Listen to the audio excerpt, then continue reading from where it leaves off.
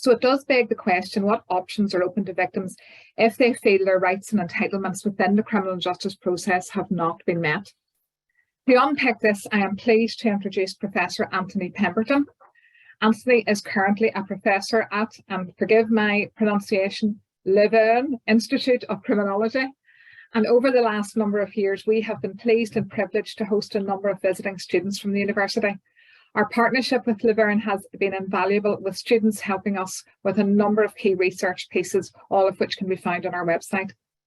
Antony is an advisor to the EU and has played a key role in the development of an EU directive on victims' rights, and has most recently helped to shape the new Council of Europe victim recommendation, which he will share some details with us now. Welcome, Antony, and over to you.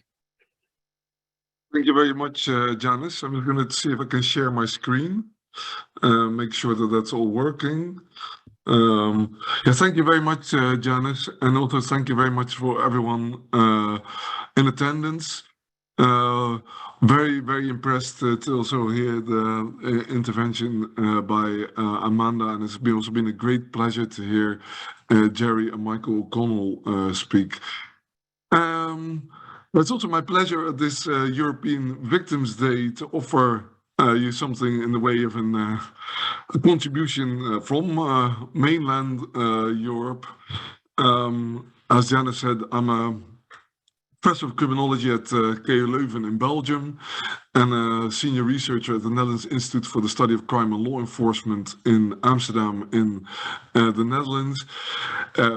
Both European places, and I also have something to say about the new Council of Europe Victims Recommendation, which I've been working on with my dear colleague Suzanne van der A from Maastricht University in the Netherlands.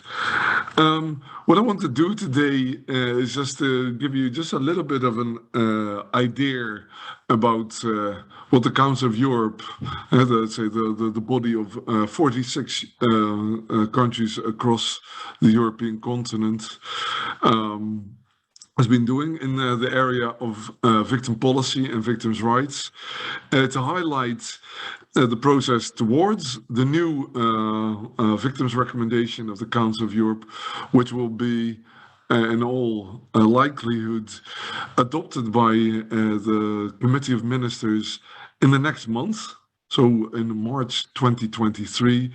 And maybe most importantly, I'll talk to you about the content of this new victims recommendation. That is still technically at this moment a proposed victims recommendation, and I'll try to focus on the elements that I think are relevant to the issues of redress and remedy, like Janice suggested. So just a little bit of a background. I don't want to go into very much detail, but it's sometimes helpful to get a bit of a sense of, say, the legislative background of the background of such an instrument. The Council of Europe has been involved in the area of victims' rights for nearly 40 years now, adopting two general victims recommendations in 1985 and 1987, followed by a recommendation in 2006, which, as the slide also suggests, was somewhat drowned out by the work of the European Union. Around the same time, the European Union directive, which was also already mentioned at a number of junctures today. But we should suggest, so remind everyone that the European Union was an organization, a supranational organization of 27 European member states. Probably something that people in the UK are fairly knowledgeable about, given the fact that you're the only country that has ever opted to leave the European Union. But you're still connected to us in the Council of Europe, which is the older and larger organization, although that's not a supranational organization, but a so-called intergovernmental organization of 46 member states, including many of the European states that are not in the European Union. So, as I was just starting to say, the Council of Europe has been involved in the area of victims' rights for 40 years. With recommendations, and has also negotiated a number of conventions. Maybe one of the most famous one that many people in the room will also be aware of is the Istanbul Convention of 2011 relating to gender-based violence. And if you see on the slide, there's something mentioned about soft law and hard law. Those are terms from international law. Hard law, the kind of treaties and conventions to which member states can be kept. They can be taken to task, either at the European Court of Human Rights or in at other courts. Well, soft law, like the recommendations, is essentially what you can hear from the word recommendation. That doesn't mean that member states actually are forced to do anything. They're recommended to do things.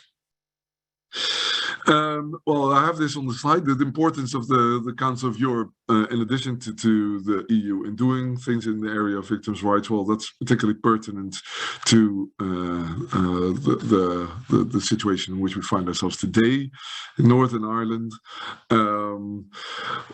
Much of the work within the European Union is very much focused on what the EU is doing, but for all, countries in Europe that are not members of the European Union, the Council of Europe is pertinent, and also the Council of Europe recommendations, because they are soft law, sometimes are easier to accept by member states, while they nevertheless influence developments. The Council of Europe recommendations from the 80s have been an extremely vital component of the development of victims' rights across Europe.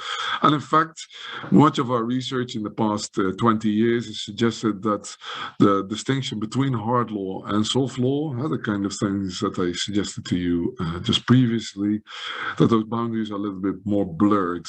That say a recommendation, if used by an organization like Victim Support Northern Ireland, can exert quite a lot of force within domestic situation, while the experience with the European Union directive, which is also hard law, suggests that many member states, if they really do not feel like adopting victims' rights, maybe that's putting it a little bit too harshly, but if they do not follow the provisions in the directive, there's not really very much that will actually happens to them. So that's a little bit of a background of where I'm coming from. It's the Council of Europe, not the European Union, and it's a recommendation, a victim's recommendation, which, as I said, is soft law rather than hard law. Now, in the past years, the Council of Europe has, in its Committee of Crime Problems, the division of the Council of Europe that looks particularly at crime policy across Europe, made the decision to see whether the recommendation of 2006, which is already 16 years old, needed to be updated, also in light of other developments across Europe, so developments in research, developments in policy, also developments at the level of the European Union. And they asked my colleague Suzanne van A and myself to see what such a recommendation could look like. And with the help of a working group of experts, including representatives of victim support organizations across Europe, a colleague from Portugal and from Victim Support Europe, we drafted an initial version of this recommendation. That was presented to the Committee of Crime Problems in June 2021, after which there was a working group convened with representatives of 16 member states over the course of 2022. We presented the ongoing work at the Committee of Crime Problems in June 2022, with the upshot that the final draft was approved by the Committee on Crime Problems in November 2022, and you can in the slide in the presentation you can see the links to these final draft versions. Now the formal course of action within the Council of Europe is that the Committee on Crime Problems approves such a recommendation, and then the final version is adopted. Then it becomes an official Council of Europe document after adoption by the Council of Ministers. So, and that is foreseen, as I said, within 1 month. So we're very much at a timely moment to discuss this issue today. So within but the most important thing, of course, is what is actually in the recommendation. Well, if you look at the recommendation and its very extensive explanatory memorandum, explanatory reports, there are a number of so-called strategic choices. One is to try to align what is in the Council of Europe recommendation with other international documents, for example, the European Union directive, but to specifically go beyond what is in the European Union directive, which is, I think Jerry also mentioned, a directive of minimum standards for victims' rights protection and support. So the recommendation definitely seeks to go beyond what is in the directive. And then it has about 26 different articles, all relating to the position of victims. And I will not try to address every single one of them, but I think five particularly relate to the issue of redress and remedy, which I was asked to discuss today. And one also, I think, is particularly pertinent to the position of organizations like Victim Support Northern Ireland, beyond the Article 19, which focuses on victim support. And the first one is the Article 3. The recommendation now specifically tasks member states to view barriers to access to justice and support. A lot of the previous work has focused on the positions of victims who are actually already in the system, while we all know, I think probably everyone in the room knows, that by and large, the largest problem for victims is not so much when they're already actually in systems of support, when they already have access to justice, but the largest group by far in terms of prevalence and incidents are victims who do not access a system.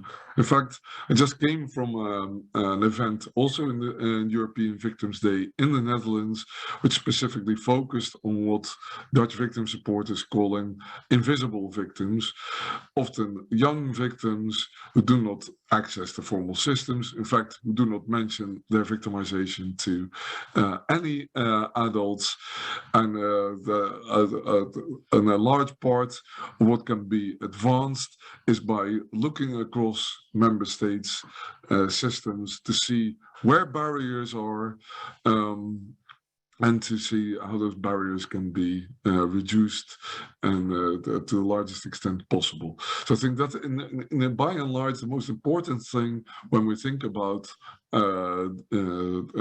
trying to achieve more redress and more remedy for victims of crime, this article is pertinent. What the recommendation and subsequently also includes is an extensive article on the right to be heard for victims, which that's Article 10. The European Union directive is relatively silent on this issue. It does say something about the right to be heard, but leaves it very vague what that might mean. The article within the recommendation is far more extensive, spells out what the items should be that member states should focus on, and giving victims a voice within the trials. And what I think the two of the most important parts of this is that the recommendation specifically emphasizes that this right to be heard is beyond being a witness within victims' own cases, which unfortunately is still seen to be an equation of the right to be heard in many member states, but maybe most importantly and most novelly, that this right to be heard should apply to any decision that has a considerable impact on victims' interests. It's, I think it's been mentioned a number of times today that it was by a quirk of history that victims are often not heard about things that obviously impact their interests. That it's a quirk of the way that our criminal justice systems have developed, that people have a vital interest in the outcome of the criminal justice process are not heard about this at all. While when my neighbor in my hometown of Utrecht wants to erect a 1 meter higher fence around his garden, I can appeal. I can appeal that kind of thing. I think so. The recommendation makes clear that the basic underlying idea is that the victim should be heard in any decision that can be considered to have an considerable impact on their interests. Then there's the right to compensation from the offender in Article 13. In the article itself, we didn't get as far as that Susanne and I hoped. The Article 13 still speaks of that member states should ensure that victims are entitled to obtain a decision about compensation by the offender within criminal processes. But in the explanatory memorandum, it already points to fairly important matters that relate to the actual practices of compensation. Is that often the compensation measures are not enforced when they are granted. The victims often have to go after their money themselves, while other aspects of the outcome of a criminal verdict are enforced by matter of course by public authorities. That is good practices within Europe of countries that see that the enforcement of compensation measures are also done by public authorities, so that the victim is not burdened with that anymore. And also what happens when the offender can't pay the compensation measure, which of course is often the case. The offender has to go to jail and is not in the possibility to pay the victim the compensation that the judge has ordered. Again, there is good practice across the European Union in which that is no longer seen as a private matter that the victim then just has to deal with, but that there's also a public responsibility to see that the victim, even in those cases, is also reimbursed. A very important one as well, one that we specifically have advocated for, is the right to a remedy, and that in this case does not mean a civil remedy in the case, but a remedy in the case that public authorities do not do the things that they're supposed to do. One of the issues which has been highlighted by many of the colleagues today is that nothing happens when victims' rights are when public authorities do not give victims information, when public authorities do not see that victims get the rights that they are supposed to have. So victims' rights most often, and that's why they're put between scare quotes, do not come equipped with a remedy. That runs against an idea that is in the Fundamental Rights Charter of the European Union, that any right of citizens within Europe that is supposed to be upheld by our governments, that when that is not done, that they should have access to a remedy. And this article specifically introduces such a right in the area of victims' rights. Then another thing that is related to remedies, and I know that Northern Ireland is already well advanced in this. The European Union directive is still very circumspect on the area of restorative justice, saying many nice things in its preambles, but then only entering safeguards as it relates to restorative justice in the actual text. My apologies. The Council of Europe recommendation will be far more unequivocal about the importance of restorative justice to victims as long as they voluntarily participate. So there's it wholeheartedly endorses the recent Council of Europe recommendation on restorative justice that essentially makes access to restorative justice a right for victims who voluntarily wish to do so. Then there's the final issue. What we've seen across Europe is that the interests of victims are largely and greatly improved by improved data collection, improved monitoring of ongoing work. And of course, in that regard, work from academics can be really important, the kind of work that I do with my colleagues in Leuven and in Amsterdam. But it also stresses to a very, in the explanatory memorandum, specifically the work of organizations like Victim Support Northern Ireland, as a vital partner in understanding how the actual practice of victims' rights is proceeding and what things are needed to be improved. So the non-governmental organizations that they should cooperate in monitoring the ongoing fight to improve the position of victims and without criminal justice systems, specifically acknowledges also the role of victim support organizations. So that was what I wanted to say. The next steps, as I said, in March, there will be an official adoption by the Committee of Ministers of the Council of Europe, and then I very eagerly see the way that this recommendation hopefully will be able to support organizations like Victim Support Northern Ireland in doing the great work that they're doing. Thank you very much. Again, some very interesting points and a very insightful presentation. And again, this issue coming up of having relevant data, of having new areas of work such as restorative justice and the right to redress for victims. So thank you very much, and I know you will be staying for the Q&A. So again, we would encourage people to pop questions into the Q&A. Anthony will be on the panel at that point.